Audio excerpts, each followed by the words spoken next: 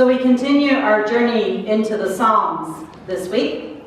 And in this psalm, we have a different take on, well, different for us often, I think, as Christians, on the concepts of redemption and sin. One of the things that's always puzzled me, or one of the things that certainly, well, as a child, let's just say as a child, I always found very confusing about religion, or about being, trying to be a Christian, was how many of the things that I did inadvertently seemed to be cast as sin in the life of a church. You know, so if you can imagine what you were like when you were, 8, 9 years of age, and certainly my elementary school, the rough life of the playground. Yeah, you can see all the nodding heads, yes, the rough life of the playground. The rough life of the playground, where, well, certainly long before the days where we actually recognized that certain behaviors were known as bullying and were inappropriate and not to be permitted, I seem to remember spending an awful lot of my elementary school life in conflict of the playground. And then going to Sunday school on a Sunday morning and finding out that much of the life of my playground at school seemed to fall under these bizarre concepts of sin. So calling each other names and, the occasional raised fist. All of this thing. And so as a small child, being racked with a lot of guilt that seemed very inappropriate now for a 9-year-old to be carrying around. But nonetheless, I think in many ways I think what I was getting kind of pulled into was an understanding that sin was actually about moral code of behavior. And I was falling terribly far short of this moral code of behavior. And it seemed that the harder I tried, the harder I failed at it. And kind of felt that I was never going to match up to some unrealistic situation. What I love about the Hebrew texts, the texts of Jesus' people, remember, these are the texts that Jesus lived out of, and in particular, Psalms like this one, is that they gave me a window. As I got older, and certainly once I went to seminary and studied them, I ended up getting a window into an understanding of sin and redemption that took away for me, because as an adult I'm still carrying all this, this baggage from childhood around sin and redemption. God gave me a way to enter into the concepts of sin and redemption that helped me deal with the baggage. And recognizing that sometimes the things that I was punishing myself about around sin were not sins. They were the mistakes of human behavior. And the more I got into studying this and thinking about this, I realized that often we get trapped into believing that certain mistakes of human behavior are terrible, deadly sins before God, and that God is just mad at me for them. What helps me with this is Psalms like this, in the sense of this wider, more communal concept of sin and redemption. In this psalm, there are 4 areas of redemption that the psalmist looks at, or speaks to. And the first is that redemption from God comes to us in food and water. And of course, this is a reflection, the psalmist is reflecting the story of the Israelites and their fleeing from Egypt. And that the redemption that they receive, of course, is the manna and the water that sustains them through this journey. That they receive food and abundance from God as a sign of redemption. As they struggle with this freed life, as they struggle in the desert, figuring out who it is, despite the mistakes they make and despite the times they turn away from God and enter into sin, which is actually in the Hebrew context, sin is the turning away from God. As they struggled with that, God's sign of redemption for them, God's sign of hope for them, was the manna and the water.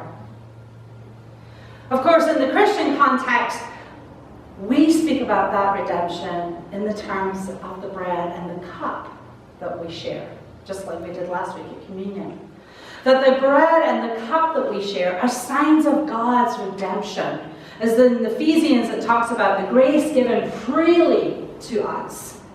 That it's not something we have to earn. See, that was always my problem as a child when I was struggling with trying to figure out this whole thing of sin and redemption. I always thought it was something I had to earn. And I think lots of Christians think that God's redemption is something we're supposed to earn. We're supposed to go out there and do something in order to earn it. But I'm reminded in these ancient Hebrew texts that God's redemption, God's love for us, is already there, present, given, waiting on us. And that the signs and symbols of that are in strange and abundant acts from God. The manna and the water in the middle of the desert. Receiving a cup and bread from a person in our congregation. To serve one another. When we had the meeting on the 4th of February and we sat in the circles and you served one another. You know what was really interesting for me as kind of the liturgist or the presider of the day was watching that no circle necessarily did it the same way as any other circle. You probably all didn't notice this because you were so busy doing it. But in one circle, I saw one person go around and serve everybody else. And then in another circle, I saw people would serve each other. But then when they got to somebody who couldn't handle the tray and the plate together, someone rushes over and assists and helps. Symbols of God's redemption are you and I rushing over to one another to serve the bread and the cup, to serve God's food for us. A food that is about forgiveness and hope and joy and mercy and all of those amazing words that we rushed to serve each other. And because we were sitting in those circles, I'm pretty sure some of you served people you'd never served before. And you looked them in the eye and you offered them the bread of life. And you offered them the cup of salvation. You offered each other redemption. A reminder of the redemption that God gives us through the bread and the cup. The second piece of redemption that we have in this text is the redemption of release. Now, of course, remembering that this psalm is written to a people whose history is about being slaves, about being exiles, about constantly being in a worldview of being both taken away from their land and returned to their land. And when they were taken away from their land and held in bondage, whether it be in Egypt or in Babylon, whenever they were held in bondage, that was for them a time when they were separated from God, alienated, and that bondage had resulted out of their alienation. And that concept of alienation from God is, in the Hebraic tradition, sin. And from there, they act out in particular ways. And when you are alienated from God, you behave in ways that continue that alienation. And so, the second form of redemption they recognize is this being released. Now, that might be a little more difficult for us to understand.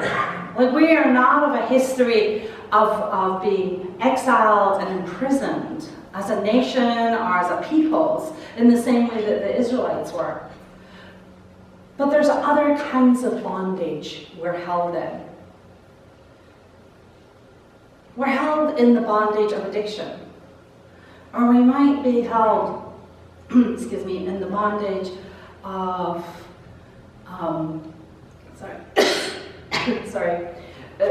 in the bondage of addiction, or held in the bondage of an extramarital affair, or held in the bondage of self-harm, or held in the bondage of violence.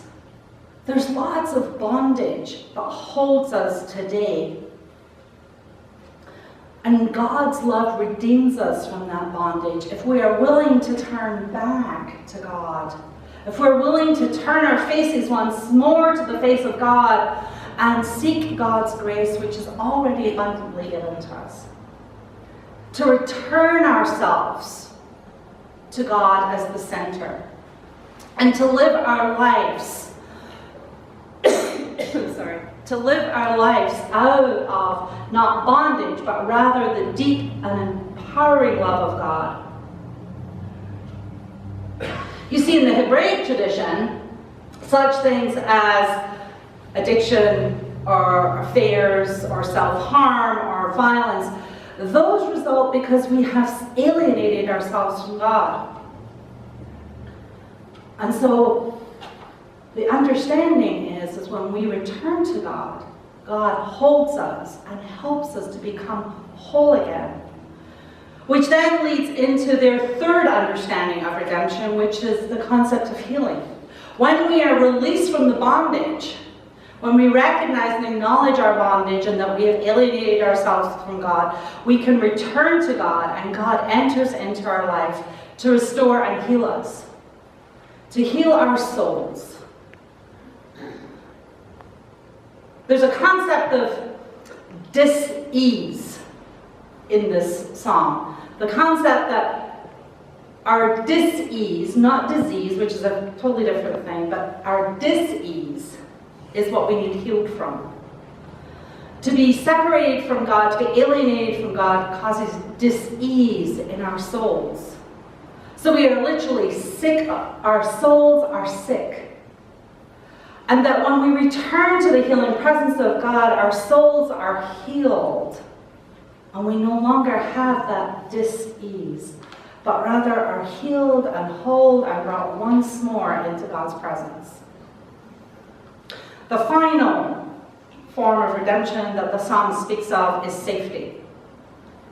That inside the loving presence of God, we are safe. Now, it's a strange safety. It's not that nothing ever happens to us. Life continues. There are still things that go on, but inside the safety of God's loving embrace, we are able to face it better. We're able to engage with it and to be brought into a place where, although there is much out there that batters up against our walls, whether it's external or internal, if we are with God in it, if we have entered back into that relationship, we have the courage and the strength we need. In the Christian world, we often see that kind of safety as being the presence of Christ amongst us, the presence of the community, the presence of you and me, the hands and feet of Christ, that safety of being together, that we are better as a whole than we are as an individual, that we are more powerful, more able, more courageous as community to enter into the world because we understand the safety of being in community to hold us when we're called out into the world to do God's work. So the thinking of the psalmists is that although they may speak of our personal dis-ease or our personal trials and tribulations, they are constantly talking about the community. They're talking about the community as it heals, as it grows, but also the community as it is called out into the world to serve. For the response to all of God's grace and abundance is not that we sit in our little ivory towers and hide away, but as the book of Ephesians says, we go out into the world to serve. For the grace has been given to us, and who are we to hold it and hide it? But rather we are called to go out into the world and share it. To remind ourselves not only of the abundant of love that we have, but the abundant love God has for the whole world. And that we, as part of that abundant love, are called to go and share beyond all measure. The idea of being redeemed. Redeemed in such a way that we can taste redemption in the cup and the bread that we serve. That we can see the redemption in one another.